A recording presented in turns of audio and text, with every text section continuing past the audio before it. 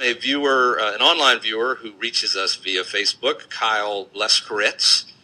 When are we going to finally get live video feed from Supreme Court oral arguments? And has C-SPAN been involved in the movement to do this? Why has the court been able to thus far resist this pressure where both houses of Congress could not? Well, to start with, they're not elected. The second part of that is that they don't march to anybody's drum but their own. There are 9 legal offices in the Supreme Court, 9 different thinkers. In spite of what anybody writes, they don't think alike, and they're on the same side, as we just learned with the health care bill. They've made up their mind internally. They're in a bubble. We've talked to them for years. And I thought years ago that Chief Justice Rehnquist was getting interested in it.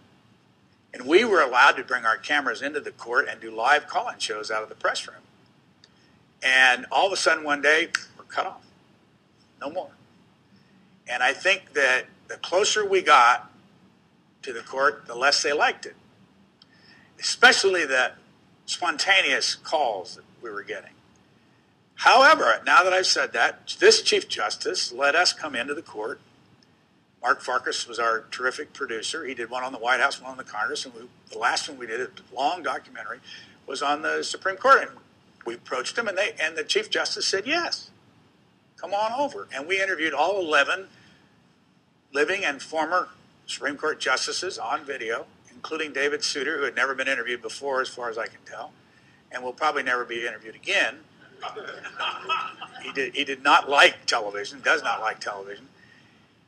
We set out, though, in the beginning, never to lobby them. We just wanted to interview them, tell us how this place works. And we did this documentary. It's available to you. You can see it online. You can buy it for $9 or something like that. It's cheap. But very interesting place.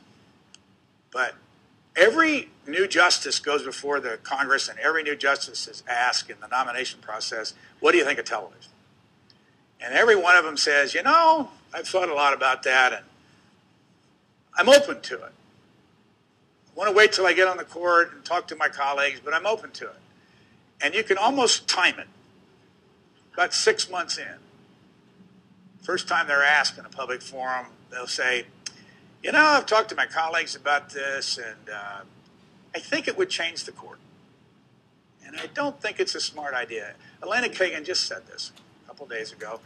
And she was the one we thought might be the most open because she had come from the Solicitor General's office, and she was young, and not that there's anything against us old people, but we've been through it all. I mean, Antonin Scalia, who I've known, and he also spent time at this great university, I've known for 40 years, started out when he was on the appeals court being for television.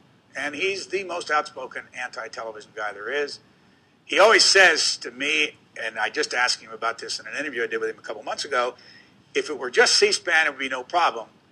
And it gets back to the mainstream media thing. They don't like the idea of the snippets. But someday that's going to change because, again, think about it. They allow reporters to come in the court and sit there and watch an oral argument and go out and snip it. And the next day in the New York Times, that reporter gets to choose what quotes are being used in the article. They don't find that a negative, although they will be critical of print journalists.